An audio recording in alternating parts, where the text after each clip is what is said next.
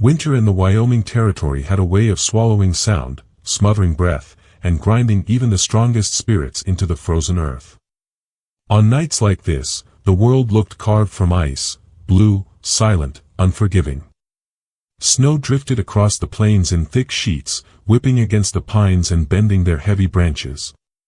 The wind howled like a creature hungry for warmth, clawing at anything foolish enough to stand in its path. Eli Carter knew this kind of cold better than most. At just 19, he had already spent half his life working cattle, fixing fences, and doing whatever odd jobs might keep his family fed for another week. Poverty had a way of getting into a man's bones just like winter did, but Eli met both with the same quiet grit.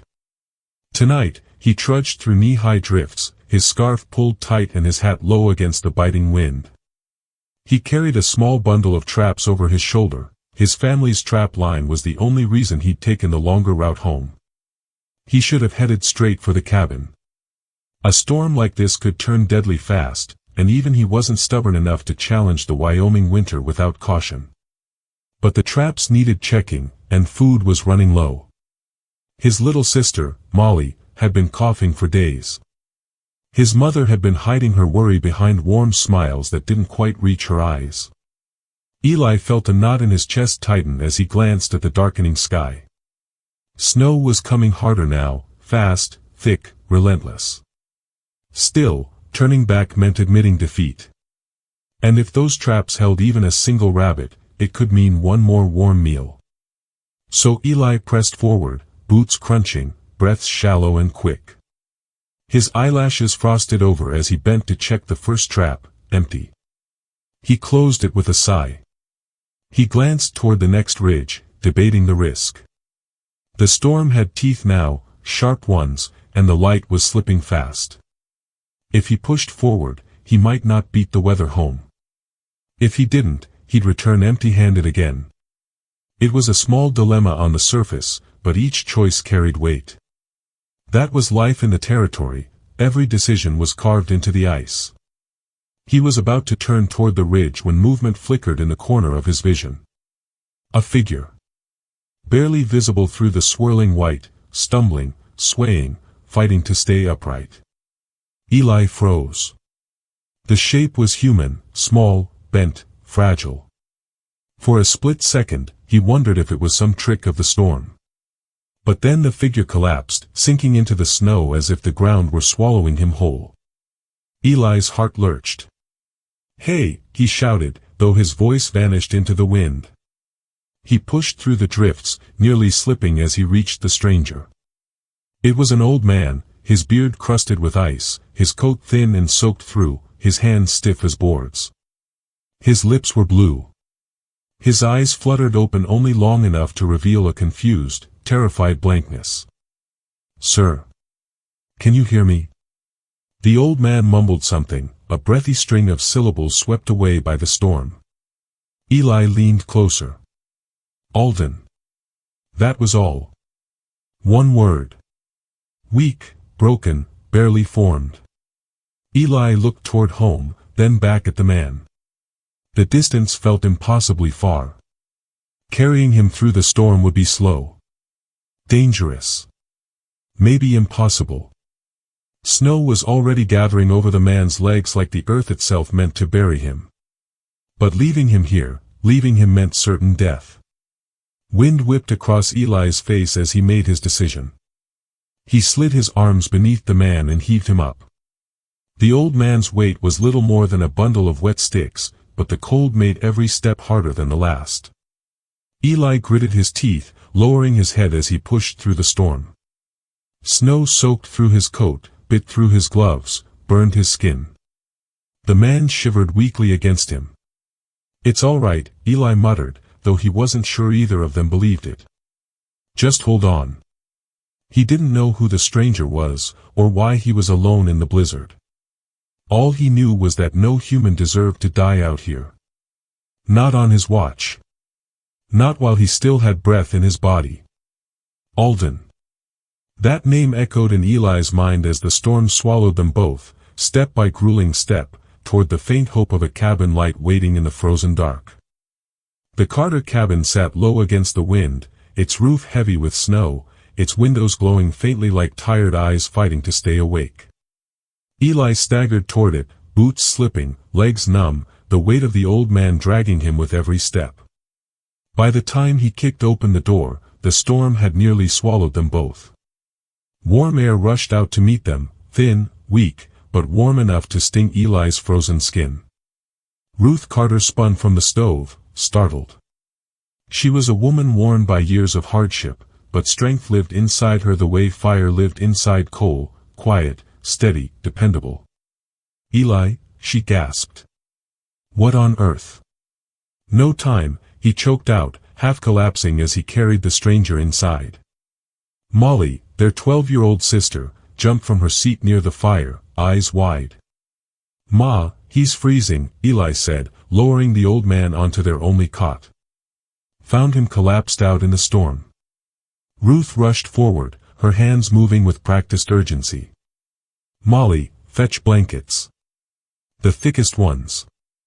Molly darted off, her bare feet pattering across the wooden floor. Eli stripped off his soaked gloves, wincing as pins and needles stabbed through his fingers. The cabin wasn't much more than 4 walls and a roof held together by stubbornness and hope. Their stores were nearly empty, only a few potatoes left, a heel of bread, a small jar of dried beans on the shelf. But even with next to nothing, Ruth acted as if they had plenty to give. "Who is he?" she asked. "Don't know," Eli replied. "He said one name. Alden." Ruth frowned. "Alden. Doesn't ring a bell to me." Molly returned with 2 wool blankets, tattered at the edges but thick. She helped tuck them around the stranger, whose shivering had slowed to a faint, uneven tremble. "Poor man," Molly whispered. Eli stepped closer, hoping for any clue. That's when he noticed something peeking out from beneath the old man's sleeve, a silver bracelet, engraved and polished, unlike anything a drifter would own. He lifted the man's wrist gently. The bracelet glinted in the firelight, and on its inner band, a pattern of numbers and letters was etched with precise strokes.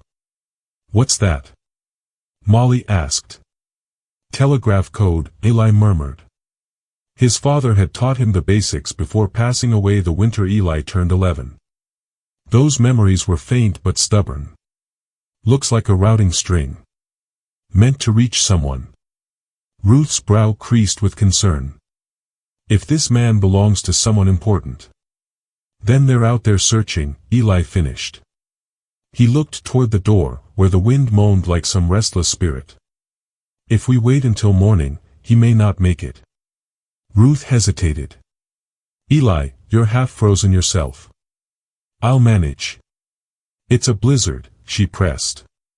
"You could get lost." Eli's jaw clenched. "If someone's missing their father tonight, I can't just sit here and hope he lives until sunrise." Ruth didn't argue. Not because she approved, but because she recognized his resolve. He had always been this way, willing to give more than he had, willing to carry burdens far heavier than his own strength. She placed a hand on his cheek, a soft, trembling gesture. "Be careful, son." Molly stepped forward, eyes shiny. "Come back quick, Eli." He nodded and grabbed his coat, wringing snow from the sleeves. The cabin door groaned as he pulled it open, letting a gust of icy wind spiral inside. Before stepping out, he looked back once more at the old man lying near their fire, the silver bracelet gleaming like a secret waiting to be unlocked. "Hold on," Eli whispered. "Help's coming." Then he plunged into the night once again. The cold hit him with a fury, slicing through his coat and burning his lungs with every breath. He clutched the bracelet's numbers in his mind, those strange, deliberate markings that might lead someone to their missing kin. The path to the telegraph station was treacherous, crusted with ice and drifted deep with loose snow. Eli leaned into the wind, forcing his boots through the drifts. His legs shook, his fingers stiffened, but he kept going. Every step was a promise, to the old man, to his mother, to himself. Somewhere out there, someone needed to know that a man named Alden was still alive. And Eli Carter was determined to send that message, even if the storm tried to bury him before he reached the station's faint lantern light flickering in the distance. The telegraph station stood like a lonely sentinel against the endless white, its small wooden frame battered by wind and snow. Inside, the operator rubbed his numb fingers, squinting at the flickering bulbs and listening to the howl of the storm outside. He wasn't expecting anyone, not tonight, not in weather like this. Yet, a sharp knock at the door made him freeze, then jump to open it. Eli stumbled inside, breath ragged, ice caked on his coat and hat. "Sir," he panted, "I need to send a message. It's urgent, a man. Alden, lost, might be important." The operator eyed him with skepticism, but Eli didn't have time for pleasantries. He pulled the small silver bracelet from his pocket, shaking off the snow. The pattern of letters and numbers caught the dim light, gleaming with strange importance. "This is the code," Eli said, voice raw from cold and exhaustion. "I need it sent, now." The operator's curiosity overcame his doubt. He worked the telegraph with precise clicks, the rhythmic tapping cutting through the storm's roar. Outside, snow lashed against the windows, making the little station feel like the last bastion of civilization in a frozen, indifferent world. Eli hunched over, watching every movement, willing each signal to be understood, willing someone out there to act before it was too late. Hours passed, or maybe minutes, for time had lost meaning amid the storm, but finally, the operator straightened and nodded. "He may be important," the man said, voice low. "Someone with influence is likely to come for him. I've sent word. He won't be alone for long." Eli exhaled, a mixture of relief and lingering fear. His legs were stiff, his body shaking uncontrollably from cold and fatigue. He thanked the operator, promising to return with news, and stepped back into the blizzard. The wind hit him like a living thing, but his mind was fixed on home, on the frail man lying by the fire, on his mother and sister waiting and hoping. When Eli finally pushed open the cabin door, warmth rushed out to greet him. Ruth hurried forward, her eyes wide with worry. "Eli. You," she stopped as she took in his frostbitten face, the frozen snow clinging to his coat. "I'm fine," he said, forcing a smile, though his teeth chattered. "The message is sent. Help's on the way." Molly clutched his sleeve. Will he be all right?" Eli knelt near the cot where the old man stirred, his eyes opening slowly. There was a faint color returning to his cheeks, but he still looked fragile, confused. His lips moved as if tasting the warmth around him for the first time. "Horses. Jonathan," he whispered. Ruth exchanged a glance with Eli. The man's memories were flickering, broken fragments of a life that mattered, a family, a name. Every word he spoke carried weight, every tremor of recognition promising hope. Eli felt a cautious sense of optimism. The bracelet had worked, the telegraph had been understood. Now all that remained was waiting, and waiting in the Wyoming winter was a tense, anxious thing. Snow continued to pile against the cabin, wind rattling the thin walls. Inside, though, the fire burned steadily, keeping the small space alive with light and warmth. Molly stayed close to the old man, holding his hands in hers, rubbing warmth into his frozen fingers. "You'll be all right," she whispered, more to soothe herself than him. Ruth returned to preparing a simple meal, her movements careful and deliberate, rationing every scrap they had. Eli cleaned the snow from the floors, shook out the blankets, and settled near the fire to keep watch, listening to the storm's relentless roar outside. The hours stretched long and heavy, and Eli's mind wandered back to the decision he had made only hours before. One choice, made without hesitation, had thrown his family into a delicate balance between risk and compassion. He knew the stakes, they were barely surviving as it was, and now they had taken responsibility for a stranger whose life hung by a thread. But even amid worry, there was a quiet pride. This was the kind of choice that defined a man, a choice that weighed more than gold or land. He had chosen the right thing, even when it could have cost him everything. As night edged toward morning, the first faint sounds of movement reached Eli's ears, hooves crunching over snow, distant but growing. Somewhere out there, help was coming. Somewhere out there, the life of the frail old man, and perhaps the fate of Eli and his family, was about to change. Eli's hand brushed the silver bracelet again, feeling the etched letters, a reminder that even in the coldest, most unforgiving world, one act of courage could ripple far beyond what anyone imagined. He settled back near the fire, eyes fixed on the old man, waiting for the dawn and the promise it carried. The wind had softened by morning, though the world remained a vast, frozen expanse.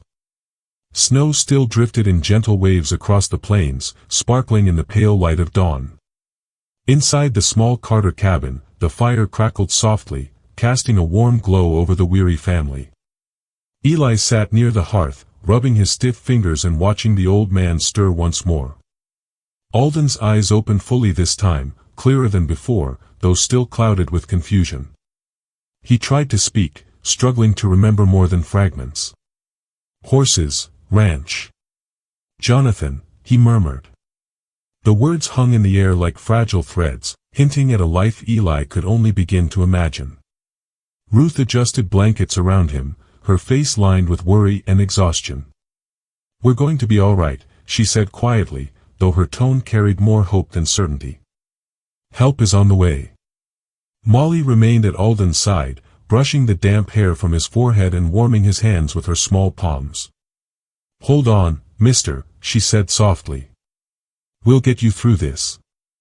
Eli leaned back against the wall, trying to process the events of the past night. Every step through the storm, every choice to push forward despite the danger, it all felt heavy now, but necessary.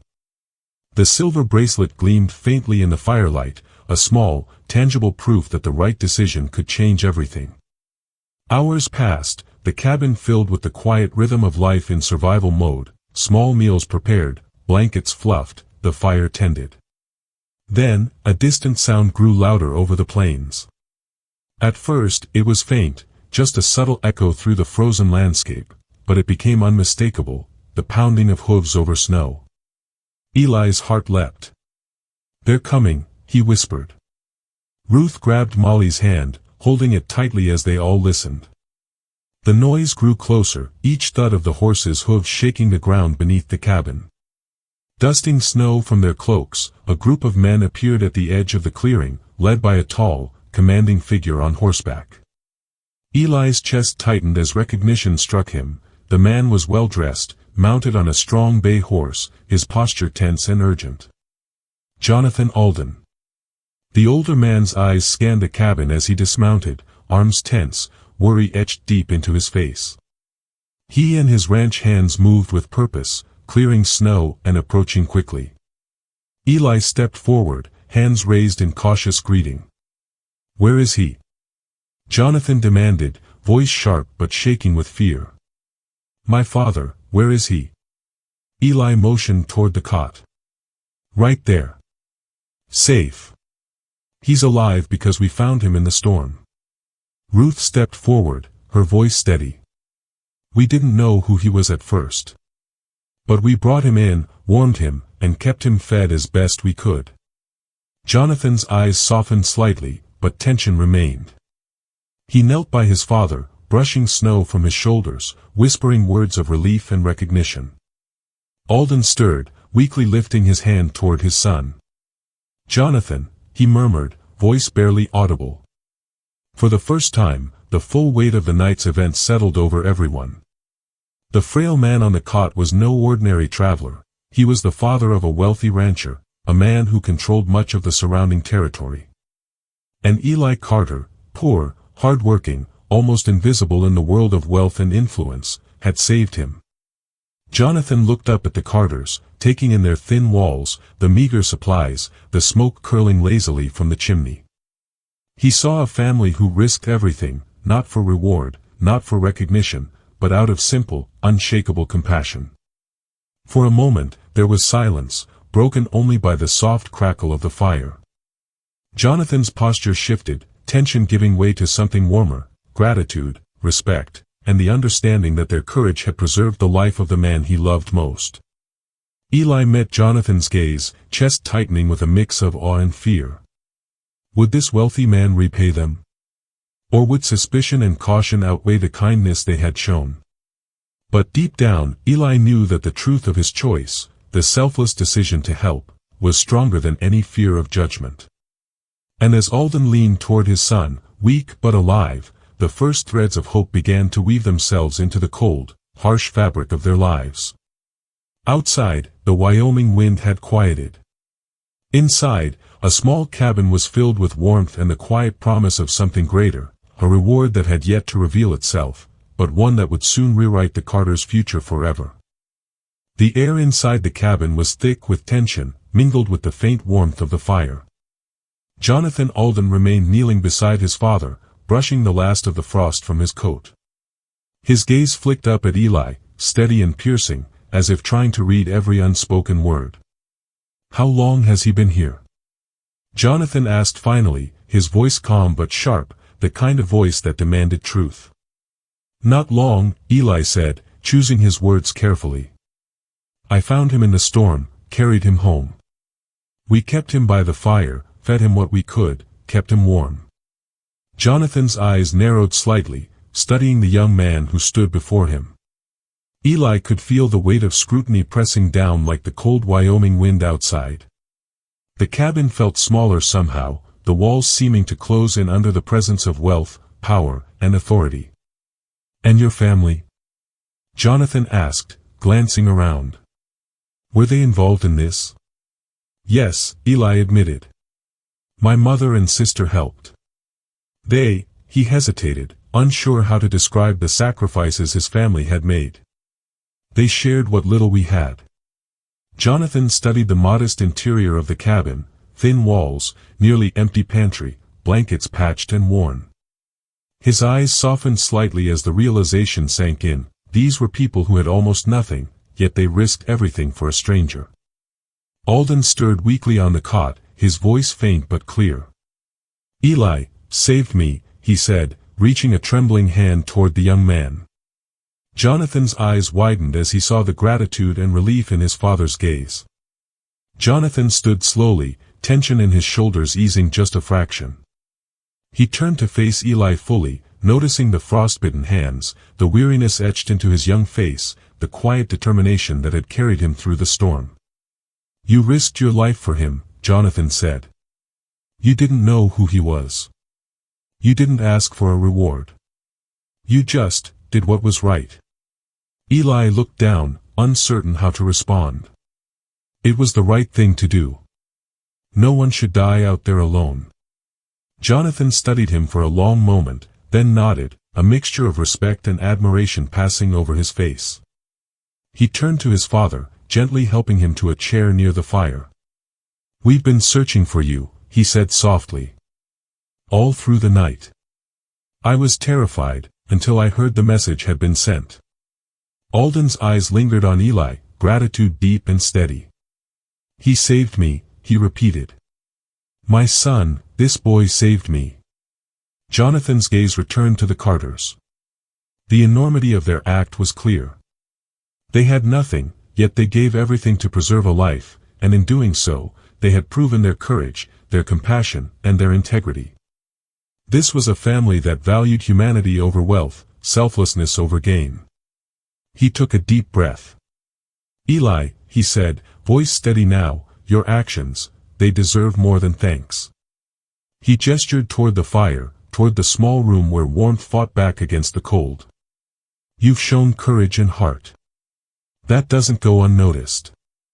Ruth and Molly looked at each other, uncertainty and hope mingling in their expressions. Eli's heart pounded, not from fear, but from the sudden, unexpected acknowledgement. He had acted out of duty, out of decency, never imagining the consequence could be so profound. Jonathan stepped closer, his demeanor softening further. "My father owes his life to you. And you, your family, you've shown more bravery than many men twice your age. I want to ensure you are taken care of. You won't go without again, not while I can prevent it." Eli's chest tightened. He had never imagined wealth or comfort could touch his family's lives. They had always lived day by day, surviving the cold, the hunger, the hardships. And now, in the quiet aftermath of the storm, it seemed the tides of fate were turning. Outside, the Wyoming plains were still vast and merciless, but inside the cabin, warmth and gratitude filled the small space. The Carters, poor but steadfast, had risked everything for a stranger, and in return, they had earned not only thanks, but the promise of a brighter future. And for Eli, the realization settled deep in his chest: one selfless act, one choice made without hesitation, had begun to rewrite the course of his family's life forever. The storm outside had passed. A new day was dawning, and with it, a chance for hope, for security, and for the life Eli had never dared to imagine. The morning light filtered weakly through the frost-lined windows, casting a pale glow over the small cabin. Inside, the tension that had clung to the room during Jonathan Alden's arrival had softened into a quiet, cautious calm. Alden Sr., though still fragile, was seated near the fire, sipping a cup of tea his son had insisted on preparing. His eyes flickered toward Eli, full of gratitude and pride. "Son," Alden said weakly, his voice steadier now, "this boy, he saved me. You must know that." Jonathan nodded, kneeling beside his father and placing a reassuring hand on his shoulder. His eyes, sharp and calculating as ever, softened as they turned to Eli. "It's true, then. You didn't hesitate, even knowing the risks.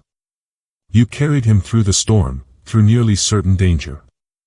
Eli shifted uncomfortably, brushing snow from his coat, still uncertain how to respond. I only did what anyone would. No one should be left out there to die." Ruth stepped forward, placing a hand on Eli's shoulder.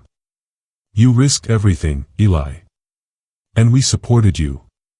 That courage, it deserves recognition." Her eyes glistened, and even Molly, standing nearby with her small hands folded, nodded solemnly. Jonathan paused, studying the family. The thin walls, the modest furnishings, the near-empty pantry, all told the story of hardship and endurance. He realized they had done more than rescue his father. They had risked their already meager lives, their fragile stability, to save a stranger. They had chosen compassion over survival, integrity over convenience. "And yet," Jonathan said slowly, voice measured, "you did it without asking for reward. That's rare, even in the best of men."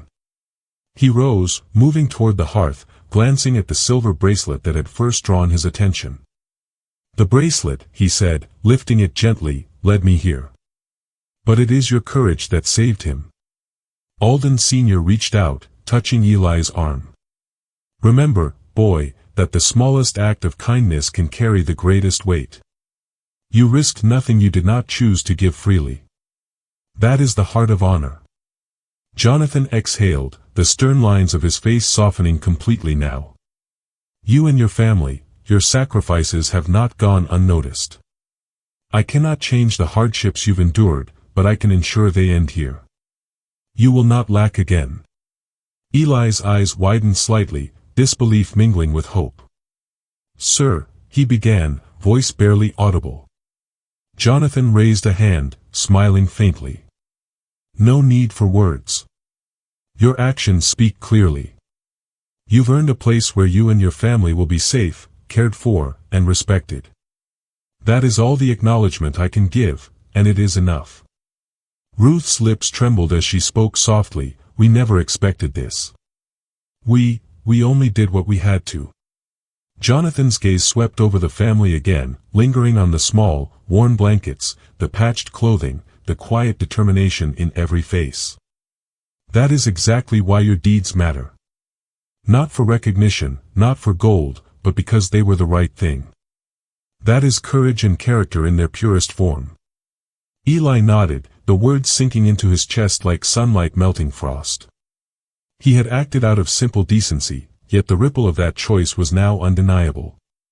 The man he had saved, frail and near death, was the father of a powerful rancher, and Jonathan Alden had seen, truly seen, the heart behind Eli's actions. Outside, the Wyoming plains stretched wide, cold, and unforgiving. But inside the cabin, warmth lingered, not just from the fire, but from understanding, respect, and the beginning of gratitude that promised a new chapter. Jonathan stepped closer to Eli. "I want you to come with me, Eli. Work on the ranch. You'll have wages, room, and steady work. More than that, you'll have the chance to provide for your family in a way you've only dreamed." Eli's heart pounded. The offer was astonishing, almost unimaginable. A life of security, stability, and hope, born entirely from one night's decision to help a stranger. He glanced at his mother, then at Molly, seeing hope mirrored in their eyes. His moral choice, the very act of selflessness, had set in motion a chain of events that would transform their lives forever. The fire crackled softly, a quiet witness to the weight of Eli's courage, the clarity of the moral choice, and the reward that had finally come, a reward born not of wealth or power, but of heart and integrity. For the Carters, the cold, harsh world of Wyoming had just begun to bend in their favor. And Eli Carter, standing tall amidst the uncertainty, understood that the path forward would be guided by the same steady moral compass that had carried him through the storm. The offer from Jonathan Alden hung in the room like a quiet, impossible promise. Eli could hardly believe his ears. Wages, room, stable work, and the chance to lift his family from the grinding poverty that had defined their lives, it seemed too much to be real. Yet, the warmth in Jonathan's eyes and the gratitude in his father's gaze made it clear, this was no empty gesture. Ruth's hand trembled slightly as she adjusted the blanket around Alden Sr. "Eli," she whispered. "You've done something extraordinary. If Jonathan truly means this, it could change everything." Eli swallowed, fighting the mix of disbelief and fear that threatened to choke him. Change was a strange thing. It was as tempting as it was terrifying. He had spent his life eking out survival, measuring every decision, every step. And now, this, opportunity and security, stood before him like a horizon he had never imagined crossing. I don't know what to say," Eli admitted, his voice low but steady.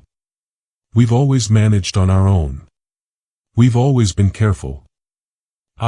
He paused, unsure how to convey the enormity of the moment. "I don't even know if we're ready for something like this." Jonathan nodded, understanding in his gaze. "I didn't expect your immediate acceptance," he said gently. "Change can be difficult, especially when life has been a constant struggle. But know this, you've earned this. Not just for yourself, but for your family. You've shown courage and heart, and that deserves reward." Molly, clutching her mother's hand, let out a small squeak of excitement. "Could we really live there? Warm beds. Food we don't have to hunt for." Her wide eyes sparkled like snow in the morning sun. "Yes," Jonathan said firmly. "You'll have a small home on the ranch. You'll be safe. Your family will be cared for." He paused, studying Eli's expression. "But this is your choice. I'm offering it. It's up to you whether you take it." Eli looked around the cabin, at the thin walls, the patched blankets, the small, exhausted faces of his mother and sister. He thought of the long nights by the fire, the biting cold, the hunger that had become so familiar it was almost normal. And he thought of the night just past, the blizzard, the frozen plains, the frail man whose life he had saved. A quiet determination began to settle in him. He had always believed in doing what was right, even when it cost him everything. And now, for the first time, that same belief offered him a chance to change his family's fate. I accept," he said finally, his voice steady, carrying a weight of resolve. "For my family. For the life we've always dreamed of, even if we didn't dare to imagine it fully." Jonathan smiled, a mixture of pride and relief in his expression. "Good. Then let's not waste time. We'll make arrangements, and you'll come to the ranch." The rest of the morning was a quiet flurry of preparations. Ruth and Molly packed a few essential belongings, blankets, clothing, and small tools that had always been part of their daily lives. Eli checked and rechecked the silver bracelet, a small reminder of the night that had set everything in motion. Outside, the wind had calmed completely, leaving the plains glistening under a crisp winter sun. The frozen world now felt full of possibilities instead of danger. When they mounted their horses, Jonathan leading the way, Eli felt the enormity of the journey ahead. He glanced back at the cabin one last time, the place that had been home through hardship, through hunger, through storms. And he realized that the act of selflessness that had guided him through the blizzard had now opened a door to something entirely new. Riding alongside Jonathan, Eli's chest lifted, a sense of pride and purpose filling him. He wasn't just carrying himself forward, he was carrying the hopes of his family, the rewards of courage, and the proof that one selfless choice could rewrite a life. The Alden Ranch loomed in the distance, its buildings strong and welcoming, a symbol of security and new beginnings. Eli's heart pounded, not from fear, but from the realization that the world had shifted under his feet, and this time, it was for the better. As the horses trotted through the glistening snow, Eli knew that this journey marked more than a physical move, it marked the transformation of his fate. The boy who had braved the storm to save a stranger was now stepping into a life full of hope, stability, and opportunity, and for the first time, he understood the full power of courage, compassion, and moral integrity. The plains stretched wide and white, but Eli no longer felt small against them. He felt ready. He felt alive. And he felt certain that the path he had chosen, selfless, brave, and unwavering, had finally carried him and his family toward the future they deserved. The Alden Ranch rose like a promise against the horizon, its sturdy wooden buildings gleaming in the morning sun. Smoke curled from the chimneys, carrying warmth and life across the snow-covered grounds. For Eli Carter, riding toward it, every step of his horse felt heavier with anticipation, and lighter with hope. He glanced back at his mother and sister, seated behind him, their faces a mix of awe and wonder. Ruth's eyes were soft but shining, her hands gripping the saddle as though holding onto a dream finally within reach. Molly's small face was alight with excitement, her hands fidgeting nervously, as though the new life ahead was too good to be true. Eli's chest swelled with a quiet pride.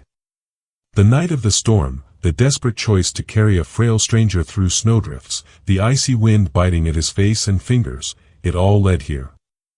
One act of courage, one decision to choose compassion over safety, had rewritten their fate.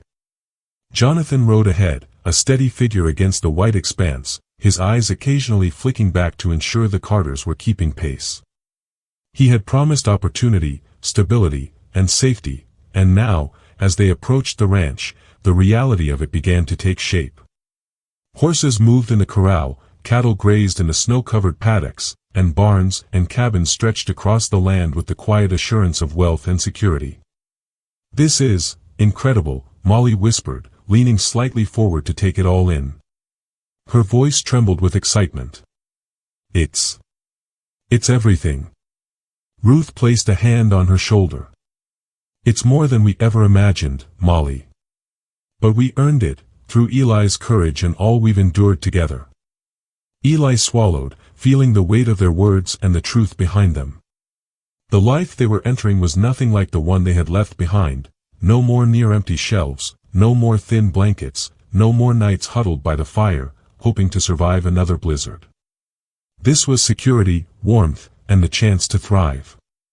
As they rode through the main gate, Jonathan gestured toward a small, sturdy cabin nestled near the barns. "This will be your home," he said. "Simple, yes, but warm and safe. The work on the ranch will be steady, your wages fair. And your family will never want for shelter or food again." Eli's heart raced. Words failed him. For years, he had worked tirelessly, struggled endlessly, and hoped quietly. And now, all of that labor, guided by a single moral choice, had led to this moment. His hands, once stiff from the storm, now itched to embrace this new life, to step fully into the future that had once seemed impossible. He nudged his horse forward, crossing the snowy yard and toward their new home. Ruth dismounted first, steady and calm, her eyes taking in the cabin as if weighing it against years of hardship. Molly followed, bouncing slightly with excitement, then Eli himself swung down, feeling the snow crunch under his boots. Inside, the cabin was modest but cozy.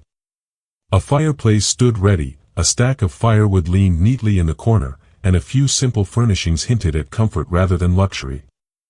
Eli felt the warmth seep into his bones, not just from the fire, but from the knowledge that this was the beginning of something lasting. He turned to his mother and sister, pride and gratitude swelling in his chest. "We're safe now," he said softly, almost to himself. "We have a future we can build together."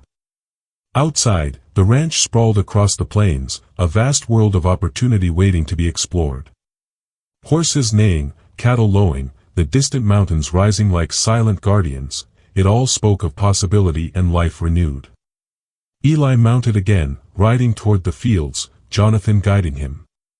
For the first time, he felt the weight of responsibility not as a burden, but as a gift, the chance to provide, to protect, and to grow. The Wyoming wind still whispered through the plains, cold and merciless as ever, but Eli no longer faced it alone. He rode with purpose now, with hope, and with the knowledge that courage and kindness could shape destinies. One selfless decision, made in the dark heart of a winter storm, had carried him here. And as Eli Carter looked out over the snow-blanketed ranch, chest full, eyes bright, and heart steady, he knew the truth of it: life could be rewritten, fate could be altered, and the world, even in its harshest corners, could reward a brave and compassionate heart. The storm had passed. The cold remained, but so did warmth, opportunity, and the promise of tomorrow. And Eli Carter, once a poor young ranch hand, now stood ready to step fully into the life he had never dared to dream, a life born from courage, shaped by heart, and blessed with hope. If you enjoyed Eli's story of courage and compassion, don't forget to like, subscribe, and hit the bell so you never miss another Wild West tale that will warm your heart.